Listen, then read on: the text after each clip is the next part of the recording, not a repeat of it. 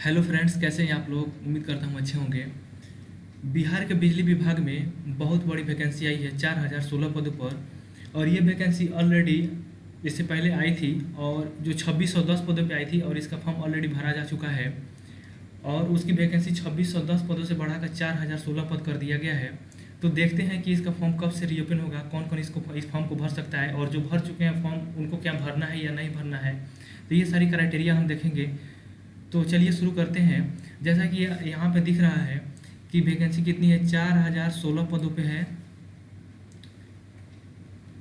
और उसके बाद यहाँ पे पोस्ट नेम क्या है, तो पोस्ट नेम में आप देखेंगे यहाँ पे clerk, technician, junior engineer, assistant executive engineer and store assistant. ठीक है।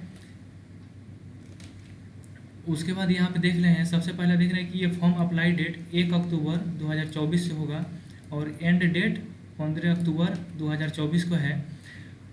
और ये फॉर्म ऑनलाइन भरा जाएगा। और इसका फॉर्म भरने का जो चार्ज है फॉर जनरल ओबीसी के लिए 1500 रुपया। और बिहार के जो फीमेल हैं, SC ST हैं, PWD हैं, उनके लिए 375 रुपया यहाँ पे है, 375 रुपया। और एजुकेशन क्वालिफिकेशन डिफरेंट पोस्ट के लिए डिफरेंट एजुकेशन क्वालिफिकेशन यहाँ पे लिखा गया है। तो ये पोस्ट वाइज हम एजुकेशन क्वालिफिकेशन देखेंगे। उसके बाद सिलेक्शन प्रोसेस यहाँ पे क्या होगा, रिटन एग्जाम होगा, डॉक्यूमेंट वेरिफिकेशन होगा, उसके बाद मेडिकल होगा। तो ये सारी चीज़ें हम नीचे देखने वाले हैं क्या है। सबसे पहले यहाँ पे देखते हैं टोटल पोस्ट कितना है, 4016 पोस्ट। और ये पोस्ट वाइज यहाँ पे दिया हुआ है, पोस्ट वाइज वैकेंसी है। तो सबसे ज़्यादा वैकेंसी किस में है, टेक्नीशियन ग्रेड 3 में 2156 वैकेंसी है। स्टोर असिस्टेंट में देखते हैं तो 115 वैकेंसी है। कॉरेस्पॉन्डेंस क्लर्क में कितना है, 806 वैकेंसी है। जूनियर अकाउंट क्लर्क में कितना है, 740 वैकेंसी है। जूनियर इलेक्ट्रिकल इंजीनियर 113 वैकेंसी है। असिस्टेंट एग्जीक्यूटिव इंजीनियर 86 वैकेंसी है। टोटल वैकेंसी कितनी है, 4016 वैकेंसी है, जो काफ़ी बड़ी संख्या में कह सकते हैं इसको। और डिफरेंट पोस्ट का जो एजुकेशन क्वालिफिकेशन है इसके बारे में हम देखते हैं। जो टेक्नीशियन है, तो टेक्नीशियन के लिए इसमें क्या है, मस्ट हैव कंप्लीटेड मैट्रिकुलेशन, तो मैट्रिकुलेशन सब करते हैं। उसके बाद 2 इयर्स सर्टिफिकेट इन इलेक्ट्रीशियन, मतलब आपके पास 2 साल का इलेक्ट्रीशियन का यहाँ पे लिख रहा है, 2 साल का NCVT मान्यता प्राप्त संस्थान से 2 साल का आपके पास ITI का सर्टिफिकेट होना चाहिए। तो ये कंडीशन है। उसके बाद स्टोर असिस्टेंट में देखते हैं, तो स्टोर असिस्टेंट में बोल रहा है कि graduate from any recognize university in any discipline, ये बोल रहा है एनी डिसिप्लिन। तो इसका मतलब है कि आपके पास, अगर आप स्टोर असिस्टेंट में अप्लाई करना चाहते हैं तो आपके पास किसी भी यूनिवर्सिटी से किसी भी स्ट्रीम में, जैसे कि BA BSc इंजीनियरिंग किया है आपने, तो आप स्टोर असिस्टेंट में अप्लाई कर सकते हैं। कॉरेस्पॉन्डेंस क्लर्क में भी देखते हैं, तो graduate from any recognize university in any discipline, मतलब आपके पास सिंपली ग्रेजुएशन होना चाहिए, चाहे वो किसी भी स्ट्रीम में हो, जैसे BSc BA BTech, तो आप कॉरेस्पॉन्डेंस क्लर्क के लिए भी एलिजिबल हैं। जूनियर अकाउंट क्लर्क में देखें, तो जूनियर अकाउंट क्लर्क में ये बोल रहा है कि ग्रेजुएट इन कॉमर्स, स्पेशली ये कॉमर्स वालों के लिए जिन्होंने BCom किया है वो क्या कर सकते हैं, जूनियर क्लर्क के लिए अप्लाई कर सकते हैं।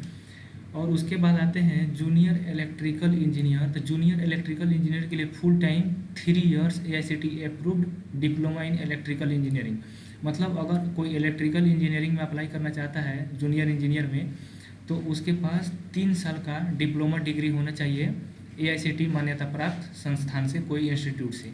तो ये हो गया। उसके बाद असिस्टेंट एग्जीक्यूटिव इंजीनियर में आते हैं, तो इसके लिए क्या मुझे completed full time 4 year engineering यानी BE BTech in electrical and electronics engineering.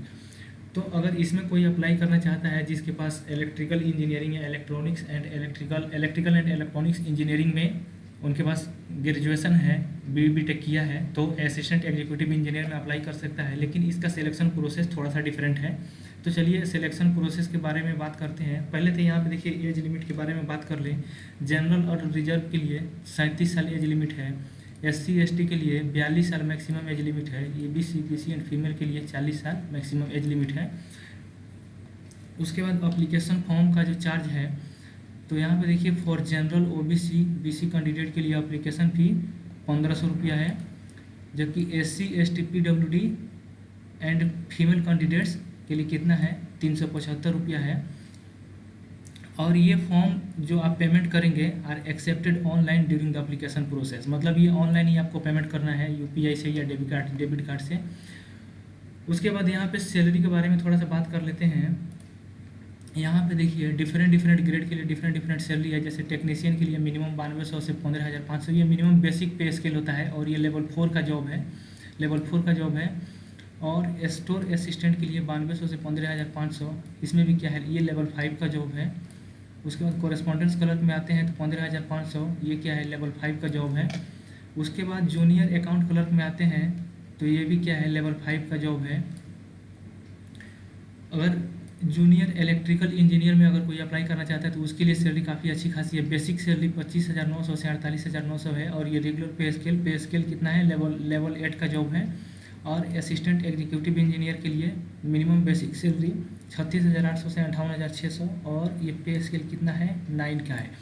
ये तो बेसिक सैलरी हो गया। इसके अलावे हाउस अलाउंस मिलता है, महंगाई भत्ता मिलता है, मेडिकल के लिए मिलता है, ट्रैवलिंग अलाउंस मिलता है, बहुत सारे अलाउंस मिलता है। तो वो आप पे डिपेंड करता है कि आपका सैलरी है जितना है उसके बेसिस पे वो परसेंटेज में मिलता है। तो मिनिमम मान के चलिए अगर किसी का बेसिक सैलरी 15,500 है तो 15,000 अप्रोक्स इसमें जोड़ के मिलेगा, तो लगभग 30 से 40,000 रुपया ये बेसिक सैलरी हो जाएगा। और स्टोर असिस्टेंट एग्जीक्यूटिव के लिए जो है तो 58,600 है, तो इस 70 प्लस जाएगा, TAD सब जोड़ के। तो इसके लिए सैलरी के लिए टेंशन नहीं लेना है, सैलरी काफ़ी अच्छी खासी है। और यहाँ पे देख लेते हैं सिलेक्शन प्रोसेस क्या है, रिक्वायरमेंट सिलेक्शन प्रोसेस। यहाँ पे सिलेक्शन प्रोसेस में अगर हम आते हैं टेक्नीशियन ग्रेड 3 के लिए कंप्यूटर बेस्ड टेस्ट, मतलब technician grade 3, store assistant, correspondence clerk, junior account clerk and junior electrical engineer, ये सब के लिए क्या है, CBT टेस्ट होना है, यानी कंप्यूटर बेस्ड टेस्ट होना है। और ये टेस्ट एक होगा।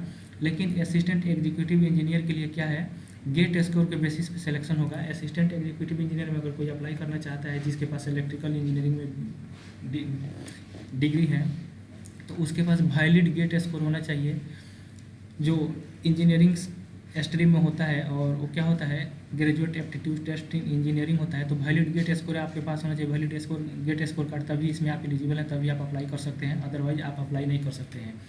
ठीक है, क्योंकि इसमें कोई एग्जाम नहीं होगा, ये डायरेक्ट गेट स्कोर के बेसिस पे सिलेक्शन होगा, उसमें मेरिट बनेगा, मेरिट के बेसिस पे आपका सिलेक्शन होगा। ठीक है, अब यहाँ पे आते हैं तो सिलेबस के बारे में थोड़ी सी बात कर लें। तो सिलेबस क्या है, स्टोर असिस्टेंट्स का, correspondence clerk and store assistant का सिलेबस में देखते हैं तो जनरल नॉलेज है। जनरल नॉलेज में करंट अफेयर्स है, इंडियन हिस्ट्री है, इंडियन ज्योग्राफी है, इंडियन कॉन्स्टिट्यूशन है, साइंस एंड टेक्नोलॉजी है। उसके बाद रीजनिंग हो गया, क्वान्टिटिव एप्टीट्यूड हो गया,